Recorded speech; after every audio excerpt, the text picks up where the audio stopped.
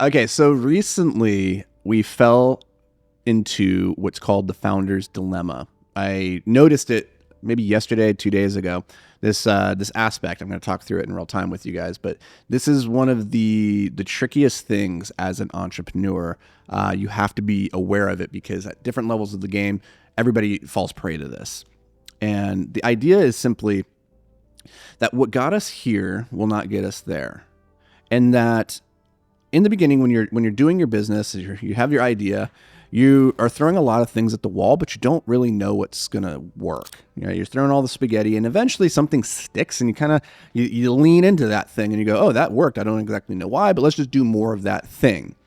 And so you do what works, but at a certain point, what worked to get you here won't get you there. The thing stops working, and the founder's dilemma is, how do you balance the need to do more of the thing that works while trying simultaneously to do that thing that you're doing more of better, while also trying to prepare for a world where the thing that you're doing more and better of will eventually stop working. And therefore, you need to start also doing new things, right? So you need to do more, better, new. And how do you balance that? Because it's very tricky to allocate time towards doing something new or even trying to do something better when the thing that you're doing right now, that really, if you just did more of it, is working. But if you just keep doing what is working currently, there will come a point where it stops working. And all of a sudden, you will have to go back to the drawing board and you will be confused about what to do next, and your business is going to stagnate. And I see this over and over and over again, where businesses build themselves off the back of a system or process that works in the moment and then stops working in the future. For instance, if you had built your business off the back of Google SEO ads back in the 2000s, then you were disrupted as that became more cost prohibitive. The cost per leads was increasing. You couldn't compete anymore. And so then when people started going to Facebook ads, you were left in the lurch over here, right? Or if you built your business off the back of Facebook ads, then maybe you were disrupted when they came out with their new Apple iOS privacy issues, right? Where you can no longer do attribution in the same way, and people's businesses just overnight stopped because they didn't have anything else to lean onto. And so the world is constantly evolving, and you need to stay alongside that. But here's the problem is that iterating in real time off the thing that's working and trying to improve is quite difficult, because it means you're going to go through a lot of repetitions of things that don't work. And it's frustrating because you're like, well, this thing is working, so why are we wasting so much time and energy on these other things? Like the test results keep coming back and showing like it's not working, it's not it's not outperforming this thing, right? So why don't we just lean into this thing? So here's how we fell into this recently. I want to share this story, right? So the other day, I was just looking at this channel, right? The thumbnails, right? We found a theme that worked really well for us. We were doing a lot of testing back in the fall. We found a thumbnail concept that was working, and it constantly outperforms all the other thumbnail concepts. And so at a certain point, we just stopped really iterating on it. We stopped trying. We were kind of like, well, we know this one is going to probably win over that one, right? And so what ends up happening then is at a certain point, the effectiveness of the thing that you're doing right now is going to lessen, because it's not perfect. And the way to think about this is that by definition, you have not found the perfect way to do the thing yet, because perfection is this kind of like, it's an illusion, right? There is no perfection. There is always better.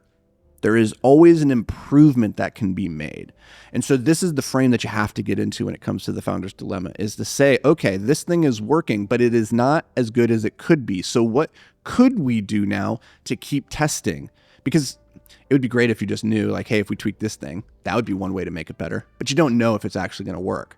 And so I think about this a lot, and I've lived through this a lot, because when we did advertising on Facebook, it's all about the volume of variation. You have to be testing constantly, get 15, 20 different iterations, and then you find one that works. You run all your money. You run 80% of your money at that one thing. You take the other 20% to go and put it towards the next 15 to 20 to try and find the big winner out of those. And then you take the winner of that one, you compare it against the winner of the old one, you see which one wins, and then you pour all your money at that one while doing the same thing again and again and again and again. And it feels exhausting because it is exhausting. The process of continuous improvement never, by definition, because it's continuous, never stops.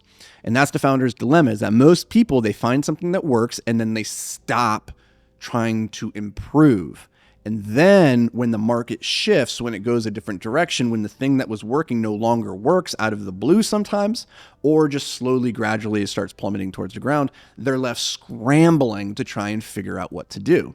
And so you have to stay ahead of it.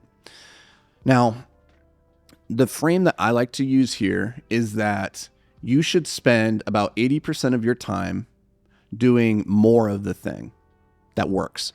10% of your time constantly trying to do it better.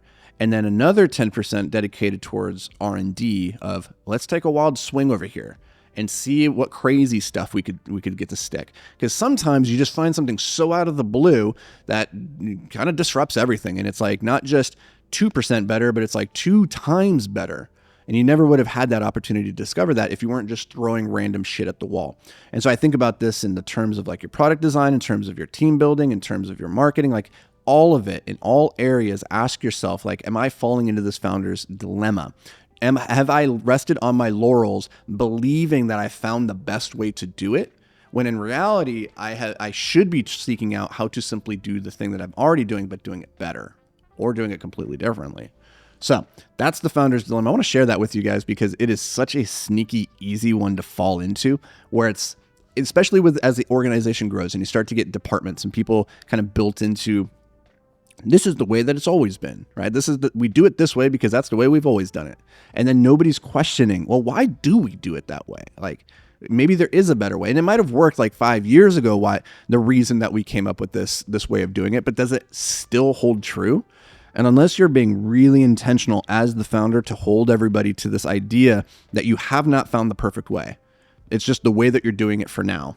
If you can't like keep people's mind in that place, then they're going to stop striving for improvement. So take this, run with it, look at your own life, look at your own business and ask yourself, where have I stopped? Where have I kind of just rested on my laurels and accepted that this is good enough? Because I'm promising you good enough in the long term is not good enough. It's won't get you where you want to go. So that's going to do it for me, guys and gals, and any aliens that might be listening. I'll see you guys in the next episode.